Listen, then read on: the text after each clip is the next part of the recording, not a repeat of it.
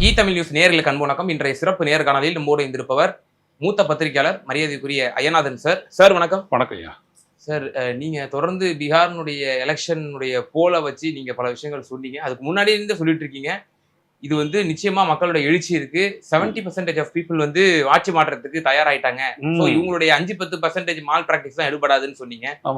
But ஆனா நேற்று exit போல் நேர் மாத்தமா எல்லா எக்ஸிட் போலுமே பிஜேபி 140ல இருந்து 160 170 வரைக்கும் போயிடும். மேக்ஸிமம் 100 தொடுறதே பெரிய கஷ்டம்ன்ற மாதிரி சொல்றாங்க. இது எப்படி பாக்குறீங்க சார்? ஆமா, இப்போ அந்த எக்ஸிட் போல் கொடுத்துருக்குறாங்க இல்லையா, அந்த எக்ஸிட் போல் முன்னாடிலாம் பார்த்தீங்கன்னா, முதல்ல சொல்கிறேன் மக்களே, அதில் என்ன சொல்கிறாங்கிறது அப்புறம் ஒரு முதல்ல பார்த்தீங்க அப்படின்னோம்னா, ஒரே தொலைக்காட்சிகள் வரும். டைம்ஸ் நவ், ரிப்பப்ளிக், என்டிடிவி, அப்புறம் இன்னும் நியூஸ் 18 அப்படியே வரிசையாக வந்துகிட்டே இருக்கும் தொலைக்காட்சிகளுடைய பேரா. நேற்று கவனிங்க, பீகார் தொடர்பான வந்ததில் இது பாருங்க, டைம்ஸ் நவும் டைம்ஸ் நவ், இன்னொன்று என்டிடிவி. இது தவிர மற்றதெல்லாம் யாரை கொடுத்துருக்கிறதுனா இந்த சர்வே பண்ண கம்பெனிகளுடைய பேரில் தான் வந்துருக்குது. எடுத்துக்காட்டாக நீங்கள் பார்த்தீங்க அப்படின்னா மேட்ரிக்ஸு, பீப்புள் இன்சைட்டு, பீப்புள்ஸ் பல்ஸு, இப்படி தான் கொடுத்துருக்காங்க. ஜேவிசி இப்படி தான் கொடுத்துருக்குறாங்க. ஏன் முன்னாடி வர்றதுக்கு பயமா? அதான் பிஜேபி தான் வெற்றி கொடி நாட்டி பட்டோலி வீசி பறக்குது இல்லை, அப்புறம் எல்லாரும் வர வேண்டியதானே உள்ள. இதுலேருந்து புரிஞ்சுக்கங்க. அப்போ என்னங்க, அப்போ என்டிடிவி மட்டும் நாங்கள் இப்போ என்டிடிவி என்னைக்கே பிஜேபி கைக்கு போயிடுச்சு தெரியுங்களா? அதனால் என்டிடிவியும் இந்த மாதிரி ஒரு மார்க்கெட்டிங் கம்பெனி தான் இன்னைக்கு. அவர் தான் இன்னைக்கு பயங்கரமாக குரல்லாம் விட்டுறாரு. என்னைக்கு ஒரு ஊடகம் கார்பரேட்டோட கையில் போச்சோ, 4th எஸ்டேட் கிளீன், அதுக்கப்புறம் அது என்ன பண்ணோம் அப்படின்னோம்னா இஸ் மாஸ்டர்ஸ் வாய்ஸ். அது யாருடைய முதலாளிக்கு ஏற்ற மாதிரி அது பேசும். HMV masters voice. அதனால் நம்ம பார்த்தோம் அப்படின்னோம்னா இந்த இதெல்லாம் இதுதான். இங்கே அடுத்தபடியாக பார்த்தீங்கன்னா இந்த என்டிடிவி பார்த்தீங்கன்னா 133 முதல் 148, டைம்ஸ் நவ் 135 முதல் 140, இப்படியே வச்சுக்கோங்க. இது ஒரு ப்ரொஜெக்ஷனுங்க. நான் ஸ்டாட்டிஸ்டிக்கல் மெத்தடாலஜி படித்தவன். கடுமையான சோதனைகளுக்கிடையே எங்கள் கிளாஸில் நாங்கள் 2 பேர் தான் வெற்றி பெற்றோம். நானும் ஒரு பொண்ணும் தான் டிகிரியில். அதில் நான் அதிகமான மார்க் வாங்கினேன். எவ்வளவு? 60-25, 21 மார்க் எடுத்தால் பாஸ், நான் 25 வாங்கினேன். ஏன்னா சிலபஸே மாற்றி எடுத்தால் தான் எங்களை உட்கார வச்சிட்டாங்க. முடித்தோம். எதுக்கு நான் சொல்ல வரேன்னா, statistical methodology is such a subject. அதில் நீங்கள் என்ன அப்படின்னோம்னா, அதில் எடுக்கக்கூடிய தரவுகள் அப்படின்றது ரொம்ப முக்கியம். இப்போ பீகாரில் 7,42 லட்சம் பேர் வாக்காளர்கள். அதில் சற்று இப்போ 66% பேர் வாக்களிச்சிருக்கிறாங்க. 7,642, 4,624, 7,640, மொத்தம் பார்த்தீங்கன்னா ஒரு 4.25 கோடி பேர் ஓட்டு போட்டிருக்காங்க. 4.25 கோடி பேரில் நீங்கள் சரியான முடிவுக்கு வரணும் அப்படின்னோம்னா, குறைஞ்சது சரியான டேட்டா செலெக்ஷன் வச்சிங்க அப்படின்னோம்னா 40,000 டேட்டா குறைஞ்சபட்சம் எடுக்கிறோம். தேர்தல் நேற்று எப்போ முடியுது? அது 6 மணிக்கே முடியுது. இவங்க எத்தனை மணிக்கு வராங்க? 6 மணிக்கே வந்துடுறாங்க ஆன் ஏர். சரிதானா? அப்போது இவங்க எப்படி எடுத்திருப்பாங்க அப்படின்னோம்னா இப்படி தான். ஒரு ஃபோன் போட்டு, அவங்களே சொன்னாங்க, ஒரு ஃபோன் போட்டு இந்த CVR from NDTV, please tell me to home you voted அப்படின்னு அந்த மாதிரி கேட்டு தகுத்த டேட்டாஸ் தான் அந்த மாதிரி. இதில் இவங்களுக்கு வருமா? முதல்ல நான் இதெல்லாம் பார்த்தீங்கன்னா வாக்கேந்திர சூழ்ச்சி மக்களாட்சியில் வீழ்ச்சின்ற புத்தகத்தில் நீங்கள் பார்த்தீங்க அப்படின்னா நான் ஒரு விடயத்தை நான் சொல்லியிருப்பேன். அது ரொம்ப ஒரு ஆச்சரியமான ஒரு விடயமா இருக்கும். அதாவது பாஜகவினுடைய அந்த வெற்றியின் பங்காளிகள் அப்படின்னு சொல்லிட்டு நான் ஒரு சாப்டர் இருக்கும். பாஜக பெற்ற மலிவான வெற்றியின் பங்காளிகள் அப்படின்னு போட்டிருப்பேன். இவங்கெல்லாம் அவங்களுடைய பங்காளிங்க. யாரு? இந்த ஊடகங்கள் எல்லாம். அவங்க எப்படியெல்லாம் பண்ணாங்க அப்படின்ற விடயத்தெல்லாம் நான் இந்த புத்தகத்தில் எழுதியிருப்பேன். ரொம்ப டீட்டெயிலாக எழுதியிருப்பேன். ஒன்றும் பண்ண முடியாது, எல்லாம் ஆதாரத்தோடய நான் எழுதுறேன். எதுக்கு நான் சொல்ல வரேன்னா, முதல்ல தேர்தலுக்கு முன்னாடி பண்ணுறது கருத்துருவாக்கம், தேர்தலுக்கு அப்புறம் எதுக்கு பண்ணுறாங்க எக்ஸிட் போல், அதான் முடிஞ்சு போச்சு தேர்தல் அப்படின்னு நீங்கள் கேள்வி கேட்டிங்கன்னா, இவங்க பண்ணுற மோசடியின் மூலம் பெற்ற வெற்றியை நீங்கள் திடீர்னு ஒரு ஷாக் மாதிரி அது வந்துடக்கூடாது. அதனால் முன்னாடியே சொல்லி வச்சிரு. இப்போ புரியுதுங்களா? நான் சொல்கிறது புரியுதுங்களா? அதாவது சில நேரங்களில் நம்ம வீட்டில் ஒரு முக்கியமான, பொதுவாக ஒருத்தர் இறந்து போயிட்டார் முக்கியமானவர், அது தாங்க முடியாதுன்னு நம்ம அவர் ரொம்ப சீரியஸாக இருக்கிறாரு, நீங்கள் வந்துடுங்க அப்படின்னு சொல்லி கூப்பிட்டு வருவோம். ஒருவேளை அவங்களை கூப்பிட்டு வர மாதிரி இருந்ததுன்னா அவங்களுக்கு கடைசி வரைக்கும் சொல்ல மாட்டோம். கொஞ்சம் கொஞ்சமாக மனசை தேர்த்திக்கிட்டு அப்படியே சோகமாக இருப்போம். நீ ஏதாவது சாப்பிட்றியான்னு கேட்போம். கேட்குறது அந்த மாதிரி மனசை ரெடி பண்ணுறது. ஒரு துக்கத்தை தாங்குற மாதிரி. அதே மாதிரி பாஜக வெற்றின்ற துக்கத்தை தாங்கிறதுக்கு நம்மள எல்லாம் ரெடி பண்றாங்க இல்லையா, அதாங்க எக்ஸிட் போலே. இப்போ புரிஞ்சுக்கிட்டீங்களா? இவங்களுடைய மோசடி போன மக்களவை தேர்தலில் தான் ரொம்ப பட்டவர்த்தனம் வெளிப்பட்டுருச்சு. மோடி என்ன சொன்னாரு? 380 சீட்ஸ். இவங்கெல்லாம் வந்துட்டு 430 சீட் வரைக்கும் போட்டாங்க. ஒருத்தம் கூட 272 சீட்டு ஜெயிச்சு அங்க பெரும்பான்மையோட ஆட்சி அமைப்பான் ஒருத்தம் கூட சொல்லலை. எல்லாம் அடி 436, 400, 380 மோடி சொல்லிட்டாரு. கடைசியில் எத்தனை இல்லை மோடி முடிஞ்சாரு? 240 முடிஞ்சாரு. அதுல 79 தொகுதி மோசடி தீர்ப்பு. அதையும் நம்ம சரியா பண்ணியிருந்தோம் அப்படின்னோம்னா அவங்க 162, காங்கிரஸ் 313. காங்கிரஸ் கூட்டணி டுகெதர். இதுதான். அப்போ இந்த எக்ஸிட் போலுடைய நோக்கம் என்னன்னா, அவர்களுக்கு நோக்கம் இப்போ பீகார் தேர்தலில் என்ன நடக்குது, எஸ்ஐஆர்னு பண்ணி எவ்வளோ பேரை நீக்கி இருக்கிறாங்க. எவ்வளோ பேரை நீக்கின வர நம்மளுக்கு தெரியும். எவ்வளோ பேர் சேர்த்து வர தெரியுமா? 2வது நீதிமன்றத்துக்கு போய் நம்ம சொல்லி போராடி, நம்ம வழக்கறிஞர்கள்லாம் போராடி மறுபடியும் வந்துட்டு அதை மாற்றி போட சொன்னாங்க. சொன்னதுல 21,53,000 பேர் மறுபடியும் சேர்ந்தாங்க. அதுக்கப்புறமும் நீக்கப்பட்டவங்க 3,66,000 பேர். ஆக மொத்தம் 47 லட்சம் பேர் நீக்கப்பட்டவங்க. இது நம்மளுக்கு தெரியுது. சேர்க்கப்பட்டவங்க எவ்வளவு பேருன்னு யாருக்கா தெரியுமா? இப்ப ராகுல் காந்தி என்ன சொல்றாரு? இவங்கெல்லாம் எப்படி சேர்க்கப்பட்டாங்க அப்படின்னு கேட்கிறாருல. இப்ப சேர்த்த டேட்டா அங்கெல்லாம் சொன்னார்ல, கர்நாடகாவுக்கு சொன்னாரு, ஹரியானாவுக்கு சொன்னாரு, எல்லாம் சேர்த்த டேட்டா. இங்க அந்த டேட்டா கிடைச்சுதா நம்மளுக்கு? இல்ல. அப்ப இந்த சேர்த்த டேட்டாவும் இந்த கழிச்ச டேட்டாவும் இதையும் தாண்டி மக்களினுடைய எழுச்சி டேட்டா போட்ட ஓட்டு இருக்கு தெரியுங்களா, இதற்கிடையே தான் இங்க காம்படிஷன். அதாவது மக்களையே நம்பி நிற்கக்கூடிய ஜனநாயக சக்திகளான எதிர்கட்சிகளுக்கும் மோசடியையே நம்பி கூட்டணி அமைத்துள்ள தேர்தல் ஆணையம் பாரதிய ஜனதா கூட்டணி கட்சிகளுக்கும் இடையிலான போட்டி. ஐயா ரொம்ப நல்ல எஸ்கேப் ஆகுறீங்க ஐயா. நீங்க அப்படியே அழகா எடுத்து வந்துட்டு நாளைக்கு தோல்வி வரும் வெள்ளிக்கிழமை அதை நீங்க போய் பூசி மூடி வருவீங்க. இல்ல மக்களே, நான் எதுவுமே பூசி மூடவே மாட்டேன், அப்படியே போட்டு உடைப்பேன். ஜாதகமே அப்படிதான் இருக்குது. ஒண்ணு இல்லை. நான் என்ன சொல்ல வரேன் அப்படின்னோம்னா, இவங்களுக்கு தேவை என்ன அப்படின்னோம்னா ஜெயிக்கணும். மக்களுக்கு ஏதாவது செய்யக்கூடியவங்களா இருந்தாங்கன்னா 10,000 ரூபாய் கடைசி நேரத்தில் போடுவாங்களா வங்கி கணக்குல? மோடிஜி மோடிஜி மோடி மோடி அப்படின்றாங்களே. இது எல்லாமே என்ன அப்படின்னீங்கன்னா, அந்த பிரம்மாண்டமா காட்டி மோசடியை மறைக்கிற வேலைதானே தவிர வேற எதுவுமே இல்லை. நேரடியா அதான் ராகுல் காந்தி நல்லா சொன்னார். நேரடியா நீங்க சரியா தேர்தல் நடந்துச்சுட்டோம்னா எங்களுடைய வெற்றியை தடுக்க முடியாதுன்னு. அவ்வளவுதான். மக்களுடைய எழுச்சி எப்படி இருக்கு பாருங்க. இப்ப நேற்று கூட தேஜஸ்வி பிரசாத் யாதவ் அவர் என்ன சொல்றாருன்னா, சீஃப் மினிஸ்டர் கேண்டிடேட் அவர் என்ன சொல்றாருன்னா, நிறைய பேர் ஓட்டு போட்டிருக்காங்க, மாற்றம் நிச்சயம். இங்கே கூட தமிழ் தொலைக்காட்சிகள் பலவும் வந்துட்டு இதுவரை இல்லாத வாக்குப்பதிவு. ஏன்னா 1951 இதுவரை இல்லாத 69.9% 2வது கட்ட வாக்குப்பதிவு. இதுலயும் தேர்தல் ஆணையம் கொஞ்சம் ஹைக் பண்ணி விளையாடுவாங்கன்னு வச்சுங்க. இருக்கட்டும். நான் சொன்னது என்னன்னா, 70 விழுக்காடு வாக்காளர்களுடைய எழுச்சி பாஜக நிதிஷ்குமார் கூட்டணிக்கு எதிராக. அவ்வளவுதான். இப்ப இந்த 70% மக்களினுடைய எழுச்சியா அந்த மோசடியா அப்படின்னு பார்க்கணும். நீங்க நல்லா கவனிச்சீங்கன்னா மக்களே, நிறைய டீட்டெயில்ஸ் இருக்குது. அதனால சொல்ல வரேன். பொதுவா ஆண்களுக்கும் பெண்களுக்குமான வேறுபாடு வந்துட்டு ரொம்ப கம்மியா இருக்கு. அதாவது 1000 ஆண்களுக்கு எவ்வளவு பெண்கள் அப்படின்ற ஒரு டேட்டா வச்சுக்கிட்டீங்கன்னு வச்சுக்கோங்களேன், அது வந்துட்டு 10% குறைஞ்சிருக்குது. பீகார்ல 907 இருந்துட்டு 897 குறைஞ்சிருக்குது. அதாவது இது எப்படி டேர்ம்ஸ் ஆஃப் ஓட்ஸ்ல சொல்லணும் அப்படின்னா, முதல் கட்ட வாக்குப்பதிவின் போது 1,97,00,000 ஆண் வாக்காளர்கள், ஆனா 1,75,00,000 பெண் வாக்காளர்கள். 22 லட்சம் இங்க டிஃபரன்ஸ். எங்க முதல் கட்ட வாக்குப்பதிவில் 2வது கட்ட வாக்குப்பதிவில் 195, 175, 20 லட்சம். 1,95,00,000, 1,75,00,000. இவ்வளவு பெரிய வித்தியாசம் நீங்க பார்க்கவே முடியாது. ஆனாலும் பெண்கள் நிறைய ஓட்டு போட்டிருக்காங்க வந்து.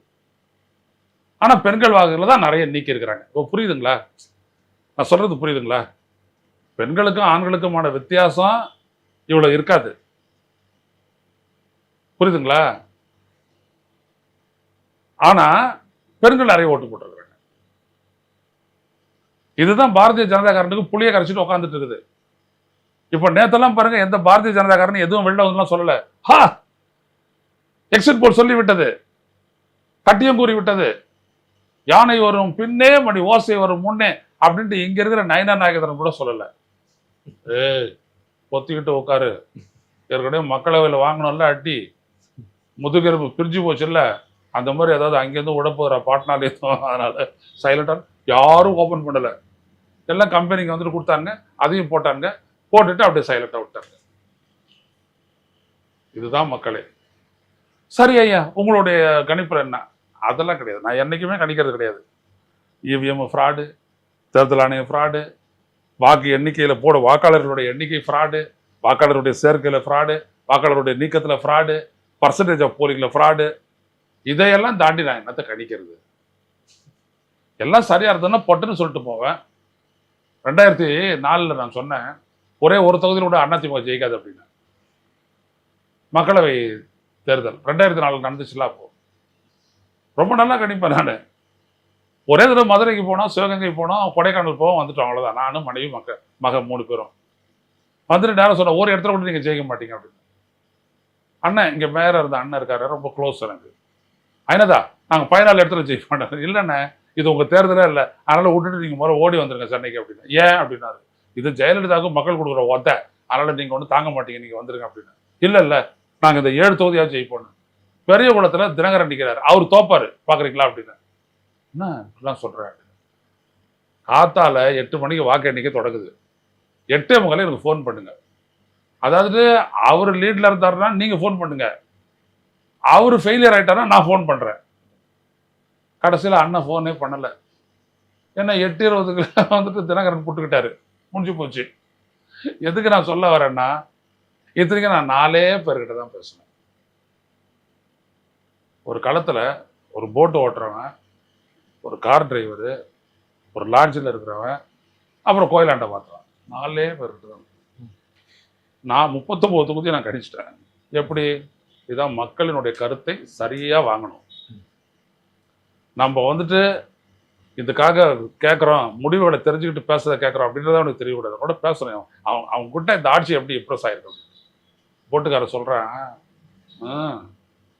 இன்னொரு முறை இந்த அம்மா வந்தாங்கன்னா என் போட்டு என்னதில்லை. அப்போ அந்த அந்த அந்த இம்பேக்ட் தான் இது. புரியுதுங்களா? அப்புறம் 2006 மறுபடியும் ஜெயலலிதா தோத்தாங்க, ஆட்சி மாறிச்சு. அது மைனாரிட்டி கவர்மெண்ட்டே ஏதோ ஒன்று கலைஞர் தலைமையில் அடுத்த ஆட்சி வந்துச்சு. எதுக்கு நான் சொல்ல வரேன் அப்படின்னா, எல்லாம் சரியா இருந்ததுன்னா நம்ம கணிக்கலாம். 6 ஃப்ராடு பண்ணிட்டு நீ வந்துட்டு கணினா என்ன பண்றது? அவனும் ஜனநாயகத்தினுடைய சாலையை உருவுறான். எந்த கிருஷ்ணன் வந்துட்டு சாரியை விட்டு காப்பாத்துறது? சார், இந்த எக்ஸிட் போல் சம்பந்தம் வெயிட் பண்ணுங்க, நல்லா அப்சர்வ் பண்ணுங்க, பாருங்க. அதனால தான் நான் எடுத்து ஆரம்பிக்கும் போதே டிவிங்கெல்லாம் தங்களுடைய பேரை சொல்லாத கம்பெனிகளுடைய பேரில் வந்துட்டு இது வருது அப்படின்னோம்னா, அப்போ இது வந்துட்டு திட்டவட்டமான கருத்துருவாக்கம். அதான் முக்கியம். சொல்லுங்க. இல்ல, எக்ஸிட் போல் சம்பந்தமான சில கேள்விகள் இருக்கு. அதுக்கு முன்னாடி நீங்க சொன்னது போல வரலாற்றே இல்லாத அளவுக்கு பெண்களுடைய வாக்குகள் இந்த வாட்டி போல் ஆயிருக்கு. அது எதை உணர்த்துது அப்படின்னா, குறிப்பா இந்த போலிங்க்கு ஒரு 4 days பிஃபோர் தான் இந்த 10,000 ரூபாய் வந்து அவங்களோட அக்கௌண்ட்ல வந்து விழுந்திருக்கு. இதுக்காக தான் மக்கள் வந்து சாரசாரியா பெண்கள் வந்து ஆளுங்கட்சிக்கு ஓட்டு போட்டிருக்காங்கிற ஒரு கால்குலேஷன் சொல்லப்படுது. அப்படிதான் மராட்டியத்துக்கு சொன்னாங்க. நாங்க அந்த பெண்களுக்கு ஓட்டு போட்டோம், அதனால தான் விழுந்துச்சு. தேர்தல் 7வது கட்ட தேர்தல், மக்களவை தேர்தல் 7ஆம் கட்ட தேர்தலில் மோடியினுடைய வாரணாசி வந்துச்சு. அந்த 7ஆம் கட்ட தேர்தலுக்கு முன்னாடி வந்து இந்த 2000 ரூபாய் போட்டு விட்டாங்க விவசாயிகளுக்கெல்லாம். ஆனா மோடி தோத்தாரு தெரியுங்களா வாரணாசியில. முதல் 4 ரவுண்ட்லேயே அவர் 14,000 ஓட்டு பின்னுக்கு வந்துட்டாரு. அதுக்கப்புறம் எந்த செய்தியும் இல்லை. அதுக்கப்புறம் சாயந்தரம் மோடி ஜெயிச்சிட்டாரு அப்படின்னாங்க. இதுதான் அவரும் நம்ம அடுத்த தேர்தலுக்கு போறதுக்கு முன்னாடி வாரணாசியில் என்ன நடந்ததுன்றதெல்லாம் வரும். இப்போ இதே தான் பண்ணாங்க, பெண்கள்லாம் போட்டாங்க, நாங்கள் சொன்ன வாக்குறுதி ஏற்றுக்கிட்டாங்க, 90 லட்சம் 95 லட்சம் பெண்களும் எனக்கு ஓட்டு போட்டாங்க அப்படின்னு சொல்லிட்டு பாஜகலாம் பீத்திட்டு தெரிஞ்சான். ராகுல் காந்தி எடுத்து சொன்னார், 96 லட்சம் போலி வாக்காளர்கள் சேர்ப்பு. இதுதான் மராட்டிய தேர்தலுடைய முடிவு. எவ்வளவு? 96 லட்சம் போலி வாக்காளர்கள். இப்போ குஜராத்தில் எவ்வளோ பேர் சேர்த்துருக்குறாங்க? சரி, ஸோ இதுதான் இங்கே ரொம்ப முக்கியம். 10,000 கொடுக்கலாம், இப்போ தானே கொடுக்குறான், இவனோட யோகியதை என்னன்னு நம்மளுக்கு தெரியாதா அப்படின்ட்டு மக்கள் நேரம் மாற்றி ஓட்டு போடுவாங்க. ஏன்னா 10,000 வச்சுக்கிட்டு அவங்க வந்துட்டு 5 வருஷத்தை கடத்த முடியாது. அவங்களுக்கு நல்லா தெரியும் அதில் மக்களுக்கு, பெண்களுக்கு.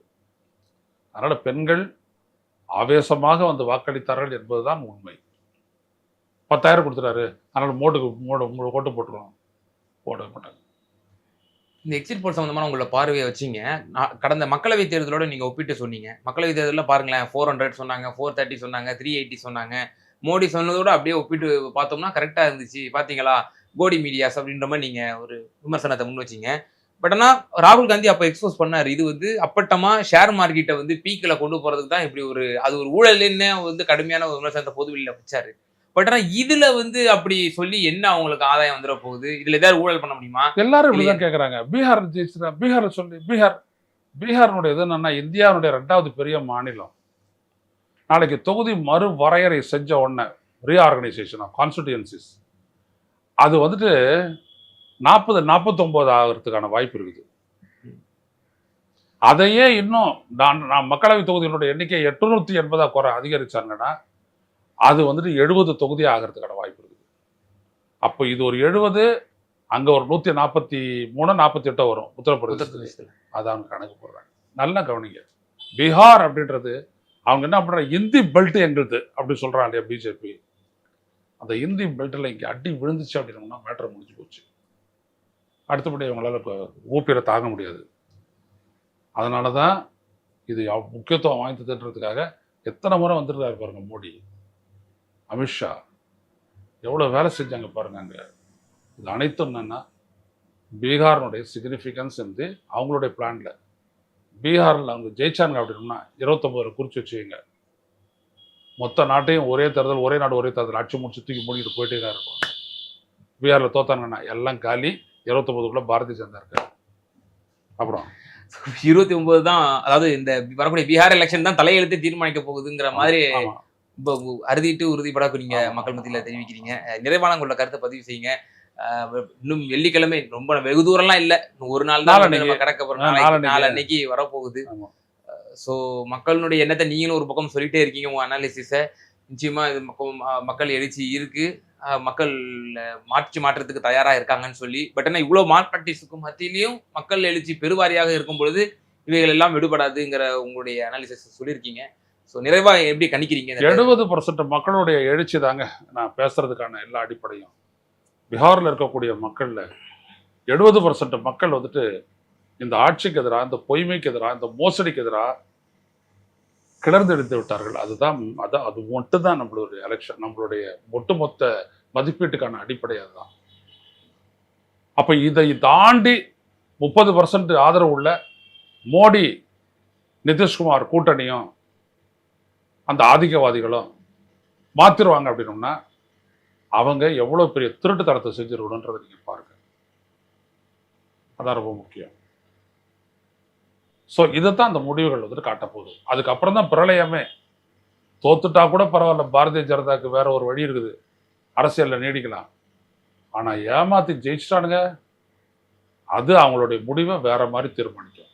பொறுத்திருங்க, நடக்கும். எல்லாரும் காங்கிரஸ் போட்டு திட்டுறாங்க, நீங்க தான் வந்து ஒழுங்கா பணி செய்யல, காங்கிரஸால தான் ஆர்ஜேடிக்கு வந்து இவ்வளவு பெரிய ஒரு சுமையா இருந்தது. காங்கிரஸ்ல வந்துட்டு பாத்தீங்கன்னா நீங்க எல்லாருமே ராகுல் மாதிரி பணி செய்வாங்க, பிரியங்கா மாதிரி பணி செய்வாங்க, இங்க இருக்கிற சசிகுமார் சந்திரன் மாதிரி பணி செய்வாங்க அப்படின்னு எல்லாரும் இங்க எதிர்பார்க்க முடியாது. காங்கிரஸ் வந்துட்டு ஒரு பண்ணையார் கட்சி. அது விஜய் மாதிரி அது பண்ணையார் கட்சி. ராகுல் வந்து அதுக்கு ஃபோக்கஸே மாத்துறாரு. ராஜீவ் அடித்த காங்கிரஸை ராகுல் உயிர்ப்பித்திருக்கிறார். இதான் உண்மை. எல்லாம் இருக்கிறவங்கலாம் என்ன பேசுவாங்க, என்ன பண்ணிட்டாங்க இப்படிலாம்? நாமெல்லாம் வந்துட்டு ஈவிஎம் பேசும்போது என்ன பண்ணிட்டாங்க? கோபண்ணா அண்ணன் மட்டும் வந்துட்டு வந்தார். ஸோ தொடர்ந்து நீங்கள் சொல்லிட்டே இருக்கிறீங்க, அவர் தான் படிச்சிருக்காரு. எந்த காங்கிரஸ்காரன் வந்தா? நான் எல்லாரும் தான் பார்த்தேன், வரவே இல்லையே. ஸோ ராகுலே போராடணும், ராகுலே பிடுங்கணும், ராகுலே குத்தணும், ராகுலே சமைக்கணும், ராகுலே பரிமாறணும், இவங்க தின்னுட்டு காங்கிரஸ் அப்படின்வாங்க. காங்கிரஸ்காரன் எதையும் பற்றி பேச யோக்கியதில்லை. நிச்சயமா சார், இந்த எக்ஸிட் போல் சம்பந்தமாகவும் பீகாரினுடைய களம் சம்பந்தமாகவும் உங்களுடைய தெளிவான அனலைசிஸ் எங்கள் நேர்களுக்கு பகிர்ந்தீங்க. ரொம்ப நன்றி சார்.